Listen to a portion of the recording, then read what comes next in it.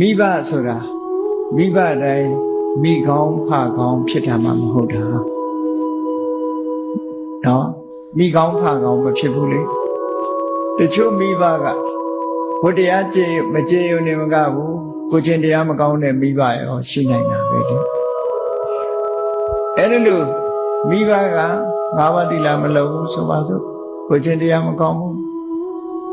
အဲ့ဒါလို့ကိုချင်းတရားမကောင်းတဲ့မိဘကိုသားသမီးကစော်ကားရင်ရောအပြစ်ရှိသလားလို့ဒီလိုမေးလာကြ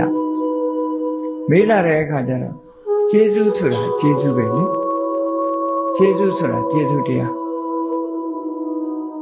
မိဘကသားသမီးနဲ့ဘယ်သူကအရင်မွေးတာတော့ဆိုမိဘအရင်မွေးတာမိဘအရင်မွေးလိုက်လို့မိဘကကိုယ့်ကိုစောင့်ရှောက်ပြီးတော့ဒီလောကကြီးတဲ့လက်ခံလိုက်လို့ကိုယ်ကဒီလောကကြီးတဲ့ရောက်တာလို့ဆိုတော့